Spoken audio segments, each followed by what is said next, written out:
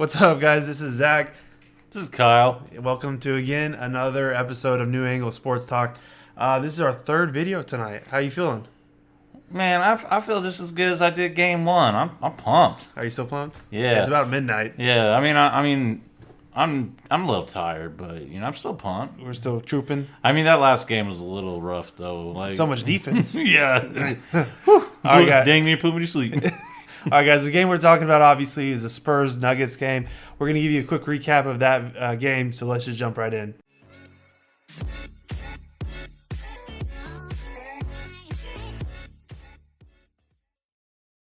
All right, so this game, obviously, as I was referencing, it was a bunch of defense, more defense, and Even more defense. Yeah, even more defense.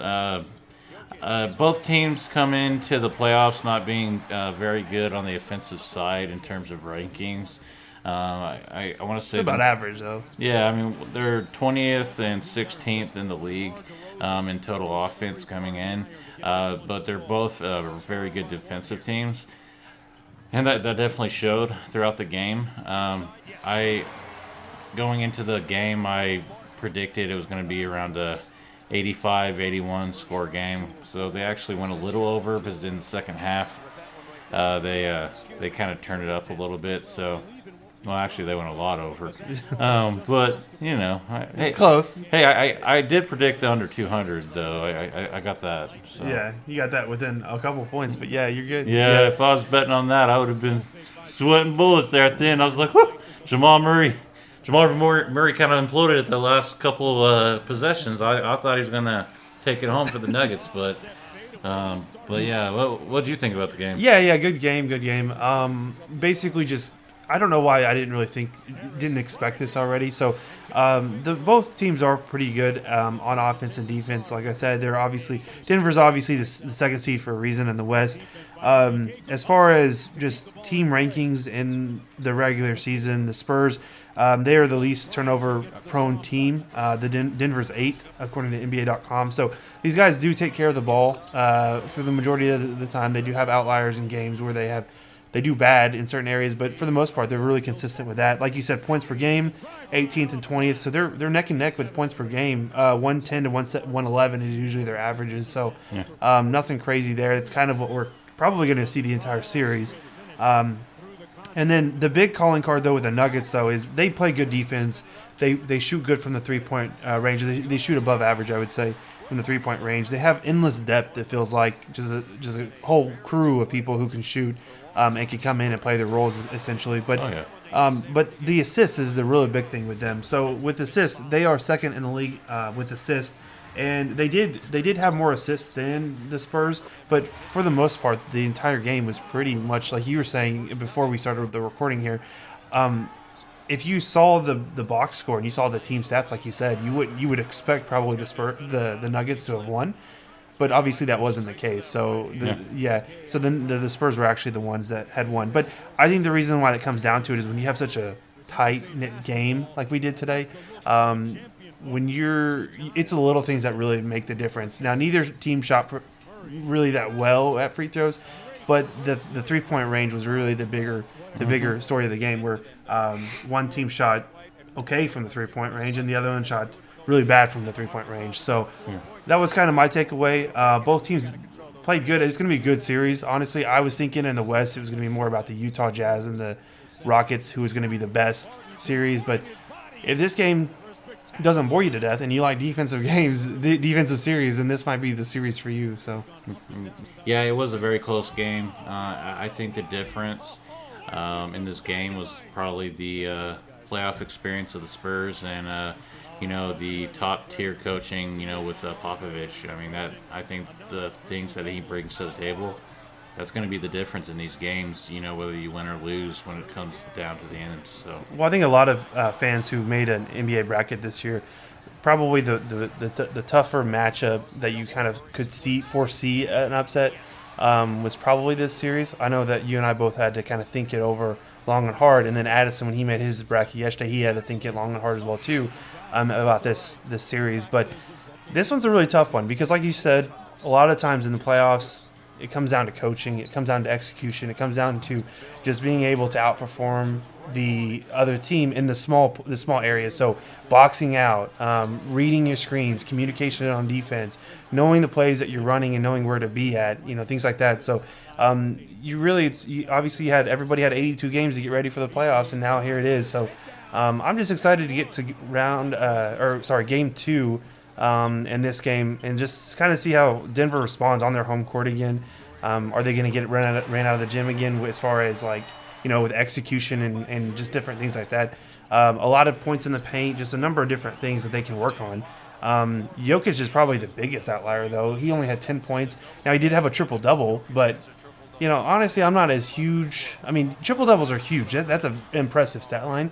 But when your team loses, you score 10 points in that game, and I felt like your impact wasn't really felt that much. It's a big difference. It's a big problem. So obviously, if he would have scored maybe instead of 10 points, if he scored 20 points and still had a triple double, that could be the difference of the game. Or maybe again, it's their 3-point shooting. It's something else that we could look at and kind of point the finger at that. So. Right. Well, I mean, that's the difference kind of when you look at Jokic compared to Russell Westbrook.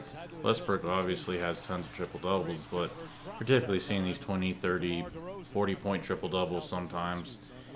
And, I mean, they win over 80% of the games, but... When he has a triple-double. Right, but I don't think it would be that if he was only scoring, 10 points. I mean, he's the best player on the floor. He should be making a bigger impact on the offensive side as well. So that was a little disappointed in his offensive side. Overall, his game was good. Obviously, he had that triple-double, like we said, but he'll need to actually step it up quite a bit if they're wanting to, beat the Spurs. Yeah, and I think he will. So I don't think I don't know if Jokic has ever had a triple-double where he's only scored 10 points on it, but it's the first matchup in the playoffs, first round, first game. You're playing the Spurs. Even though you're a 2 seed and they're a 7 seed, it's still the Spurs. It's still Popovich calling the plays on the other side. So, and executing that offense and defense. So it's a little bit different. Just come in next game. I would just come in with a game plan. Just really take the next day to obviously hash out your game plan, watch film, get ready for the next one. But yeah, just better execution and pick your spots better. Be more assertive on the offensive end, especially. Yeah. And try to go from there. But.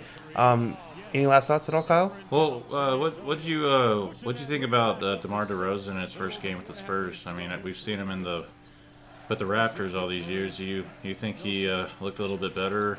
I know I couldn't kind of put you on the spot, but no, I mean he didn't do bad. 12 rebounds, 6 assists, 18 points, but kind of the same thing on the Spurs side as well too. Just continue to assert yourself. Both teams had I think 5 or 6 players in double digits in the scoring column. So just if you're the leader, obviously it's your team and LaMarcus Aldridge's team in the Spurs, but continue to assert yourself. Be the be the big time playoff performer that you should be. If obviously evidently they got the win anyways, but. My point is to continue winning in this series against the Denver, who's fantastic. They're the second team in the West. And honestly, this is just my personal opinion. This is kind of just another side note, but honestly, I think they're the second best team in the league just up to the regular season. So I know the Bucks had the best record. Obviously, the Warriors are the better team. They're the best team in the playoff in the NBA right now, obviously, but. Record aside, I'm thinking Denver Nuggets is actually probably the second best team in the league, and that was some hot contested matchups during the summer or during the regular season all year with the Warriors and the Nuggets. So that's basically my take on it. Obviously, both teams have adjustments to make. We saw the Magic and the Toronto Raptors game as well too. Kind of the same thing. It came down to the wire as well. So yeah, it's crazy.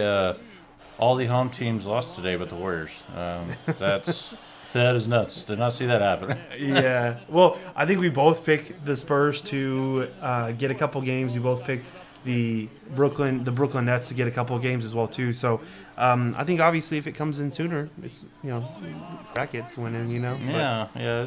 They're looking a little shaky so far, at least for me. But we'll see what happens. Guys, that's going to be our final recap for day one of the playoffs. We're going to be back tomorrow and recap some of the other games like the Thunder and the Blazers, and the Jazz and Rockets, right? Yep. Right. So like, subscribe, share. Once again, we really appreciate all you guys, and have a good night. See ya. To 96 in a tough night.